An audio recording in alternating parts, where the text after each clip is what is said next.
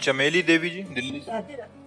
राधे राधे महाराज जी। महाराज जी, पूरे दिन काम करते वक्त भी आपका सत्संग यथासंभव माला जप वाणी पाठ करती रहती हूँ, परंतु बच्चों से अत्यंत मोहवश उनकी किसी अनिष्ट की आशंका का भय निरंतर बना रहता ये है। सबको बना रहता है, किसी को पति का, किसी को पुत्र का, किसी को रिश्तेदार, किसी को, ये सबको बना रहता है तब तक जब तक ज्ञान नहीं होता। ये ध्रुव सत्य है, जब जिसकी मृत्यु होनी है कोई बचा नहीं सकता है। ये ध्रुव सत्य है, जब जिसका अमंगल होना है कोई बचा नहीं सकता। अगर बचा सकता है तो एक ही है, परमात्मा। तो हम उसके शरण में होकर अपने प्रियजनों के मंगल के लिए प्रार्थना करते रहें। जैसे हमारा कोई प्रियजन हमारे पास आने वाला है, हमें सूचना मिल गई कि वो अमुक जगह से चल पड़ा, तो हम भगवान से प्रार्थना करते हैं, भगवान ये मंगलमय होते हुए सुरक्षित हमारे तक पहुंच जाए।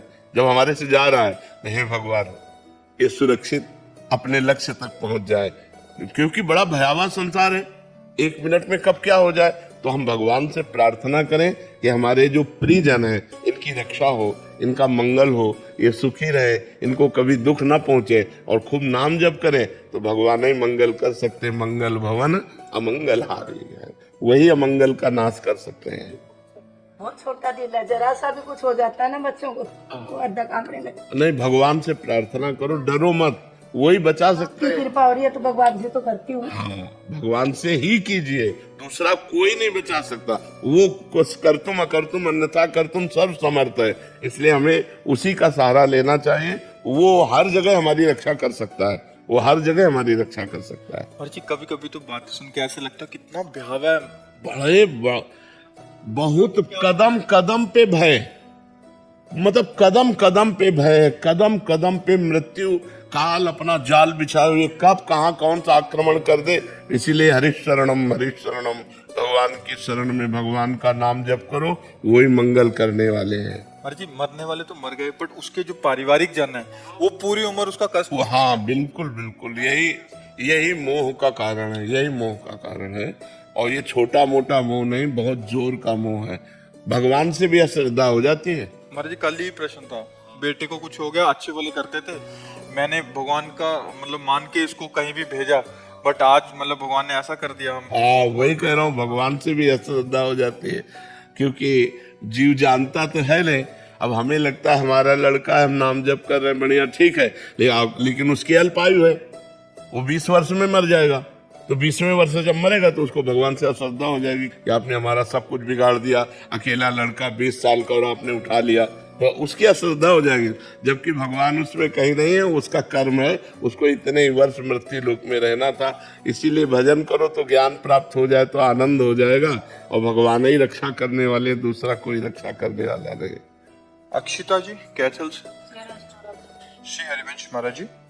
महाराज जी, हमें अपने अनुभव का आदर क्यों नहीं होता? अनुभव का आदर कैसे करें? अनुभव जैसे कि नाम जप से हमारे दोष द्वंद घट रहे हैं, ये हमें अनुभव में आ रहा है, तो हम डट के नाम जप में क्यों नहीं लग पा रहे? महाराज जी, संसार धोखा सत झूठा है, फिर पता होते भी इसी में अभी सही माने में पता नहीं है, अभी ये स्वाप्निक जानकारी, सत्य जानकारी नहीं है। जैसे 2000 के नोट हम एक अटैची आपको दें, आप लेंगे? आप नहीं लेंगे। जिसका भी प्रश्न हो, किसका प्रश्न, आप लेंगे? आप नहीं लेंगे, क्योंकि आपको पता है भी ये नहीं चलेंगे, झूठा है, फिर आप नहीं लेंगे। लेकिन जिसको पता नहीं है वो उठा लेगा कि बहुत नोट है। तो सही माने में आपको पता नहीं है कि संसार झूठा है, सही माने में। ये केवल सुनी हुई बात कही जा रही, अनुभव की बात नहीं। जैसे भगवान शंकर कह रहे हैं, उमा कहूं मैं अनुभव अपना, सत हरि भजन जगत सब सपना।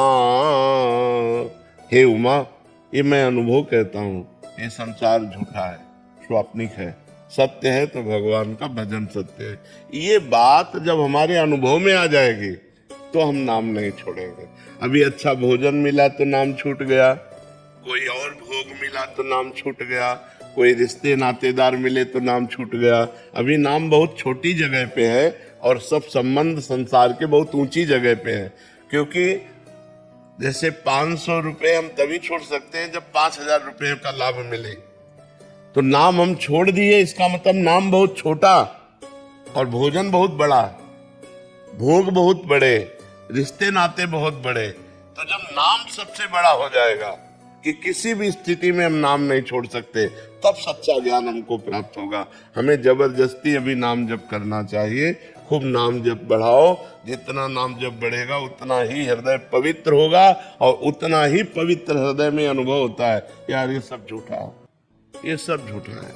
ये तब अनुभव होगा जब खूब भजन करोगे। भजन के बिना तो बातें हम जरूर कर लेंगे कि संसार झूठा है, लेकिन हम भगवान को छोड़कर लगे संसार में ही रहेंगे। असलियत भजन से बनेगी। जितना भजन करोगे, नाम जप करोगे, उतना ही हृदय आपका पवित्र होगा और पवित्र हृदय में ही सद्ज्ञान होता है और ज्ञान से ही वैराग्य होता है और वैराग्यवान ही भगवान के प्रेम को प्राप्त होता है। हर्षा महेश्वरी जी राजस्थान से। राधे राधे महाराज जी। महाराज जी, शरीर के अंदर छोटे से छोटा कष्ट भी प्रारब्ध है और जब वो आता है तो दिनचर्या बिगड़ सी जाती है। उस समय भगवान का नाम याद आता है, पर जब पहले पाप कर्म कर रहे थे तब तो होश नहीं थे, मनमानी कर लिए। अब उनका जब फल आएगा तो भोगना तो पड़ेगा ही। आज आप भजन करना शुरू किए हैं, लेकिन कल आपने जो पाप कर्म किया उसको कौन भोगेगा? भोगना तो आपको ही पड़ेगा। पूर्व जन्म में, अनेक जन्मों में, इस जन्म में जो भी हम पाप कर्म करते हैं अवश्य अवश्य उन्हें भोगना ही पड़ेगा। इसीलिए कहते हैं भजन करो तो तुम्हारे पाप नष्ट हो जाए, नहीं तो दुख विपत्ति संकट कितने कितने हैं। ऐसे विपत्तियां हैं जिनको आप सोच नहीं सकते, उसमें हमें कोई बचा नहीं सकता। कर्म जब दंड देने आता है तो कोई बचा नहीं सकता। इसलिए हम पहले पाप कर्मों से डरें, कोई ऐसा पाप कर्म ना करे जो परिणाम में हमें भयंकर दुख दे, क्योंकि जब परिणाम आएगा तब आप नहीं संभल पाएंगे। परिणाम के पहले हमें पता हो तो हम उसे भजन के द्वारा नष्ट करें, लेकिन पता होता नहीं, अचानक परिणाम आता है। हंसते खेलते गीत सुनते हुए जा रहे हैं, एक्सीडेंट हुआ, नष्ट हो गए। इसलिए बहुत सावधान। नाम जप करो, मांस मत खाओ, शराब मत पियो, किसी की हिंसा मत करो, पराई बहन बेटियों के साथ गंदे आचरण मत करो।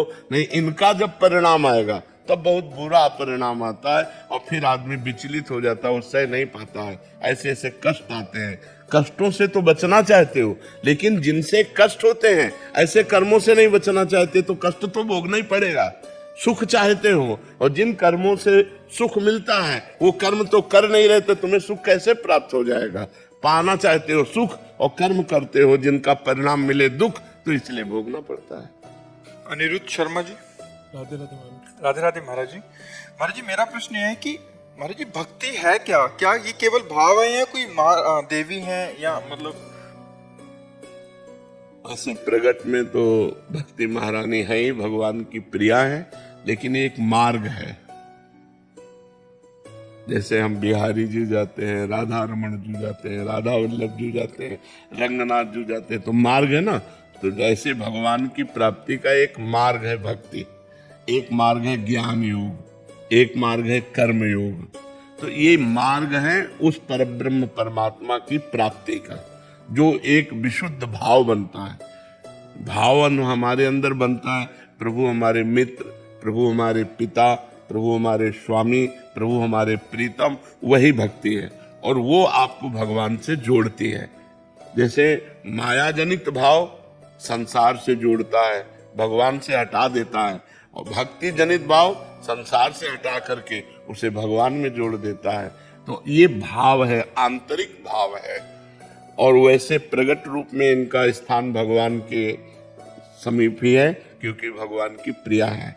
भक्ति प्रियो माधवा, भगवान को भक्ति बहुत प्रिय है, भगवान की प्रिया है। ये भक्ति भगवान की प्रिया है। जैसे माया भी भगवान की है, माया भी भगवान की पत्नी तो है, भगवान को माया पति कहा गया कि नहीं कहा गया? तो ऐसे भगवान की प्रिय, जो माया से भी अधिक प्रिय है, वो भक्ति है। माया ने भगवान को अधीन नहीं किया, कभी ऐसा नहीं आया। जीव को अधीन किया, लेकिन भक्ति ने भगवान को अधीन कर लिया। भक्तों ने भक्ति के प्रभाव से भगवान को अपने बस में कर लिया, अपने बस कर राखे रामो। तो भक्ति सर्वश्रेष्ठ आंतरिक भाव है जो भगवान को रिझा लेता है, जो भगवान को अधीन कर लेता है। दुर्गेश यादव जी, गुजरात से। श्री हरिवंश। महाराज जी, 84 लाख योनियां पूर्ण होने में कितना समय लगता है और कितनी योनि के बाद? कोई इसका कोई रिकॉर्ड नहीं है। ये भगवान की माया का खेल है। ऐसी ऐसी योनियां 10-10 हजार वर्ष, एक योनि में 10-10 हजार वर्ष। कब कहाँ किस योनि में, जैसे सर्प योनि, तो ये एक सर्प योनि हुई। अब सर्प योनि में कोबरा है, वो अजगर है, दुमहा है, कितनी क्वालिटी के सर्प है। तो अब मान लो अगर हमें सर्प योनि मिले तो लाखों वर्ष सर्प योनि में केवल भोगो। फिर इसके बाद और कितनी, अरे 84 लाख योनियां मोटी मोटी। एक योनि में कितने प्रकार के जीव, एक योनि में कितने प्रकार के जीव भैया। इसलिए 84 लाख योनियों के पार करने की मत सोचो, इसी में काम बना लो। जो मनुष्य शरीर मिला है, इतना भजन करो कि अब 84 लाख योनियों में न जाना पड़े, भगवान का आश्रय मिल जाए, हमें भगवान का भजन करने को मिल जाए। अगर हमारा जन्म हो तो पुनः मनुष्य जन्म हो और हम फिर भगवान की आराधना करके, समाज की सेवा करके भगवान को प्रसन्न करें। अन्य योनियां बड़ी दुखदाई हैं, किसी भी योनि में सुख नहीं है। अब मान लो कांटा गड़ गया, तो किसी पशु के कांटा जंगल में गड़ गया, अब वो ना निकाल सकता है ना अस्पताल जा सकता है। अब वो पकेगा और जब जैसा कुछ होगा तैसा होगा, नहीं तो उसी में मरेगा। कितने प्रकार के कष्ट जीवों को भोगने पड़ते हैं। सब जगह थोड़ी दवा पहुंचती। मान लो आपके घर का पशु है तो दवा करा दिया, लेकिन जंगली पशु है, कौन दवा का? अब जबरदस्ती सिंह गिरा करके मार करके खा रहा है उसको। अब कितना बड़ा कष्ट है, जब तक उसके प्राण नहीं निकल जाएंगे। अब वो आगे से एक दाबे पड़ा है और पीछे से एक फाड़ फाड़ के खाना शुरू कर दे, जिंदा खा रहे हैं। कितना भयानक कष्ट वो भोग रहा है। हर योनि में भयानक कष्ट है। देखो मनुष्य कैसे कर रहे हैं, बकरे का पैर ऊपर बांध दिए, नीचे आग लगा दी, जिंदा भून रहे हैं। कितना कष्ट पशुओं को, पक्षियों को, अन्य जीवों को दिया जाता है।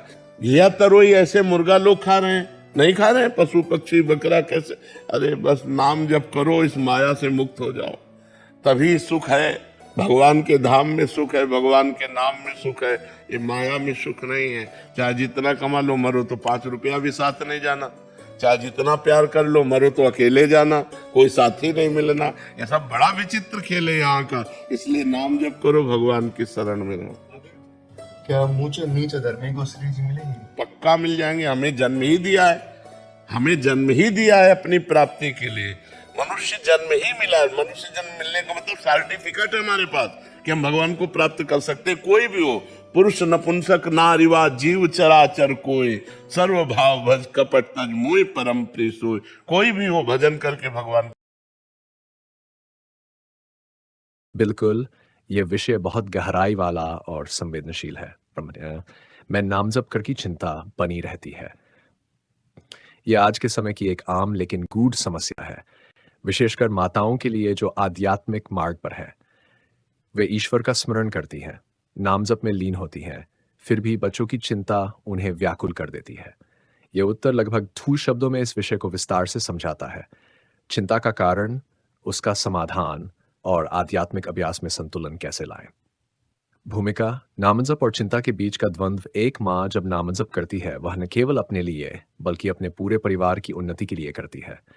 फिर भी बच्चों को लेकर मन में जो चिंता है, पढ़ाई, संगत, स्वास्थ्य, करियर, शादी, वह बार बार ध्यान भटकाती है। यह स्थिति बहुत ही मानवीय है, परंतु आध्यात्मिक प्रगति में बाधा भी बन सकती है।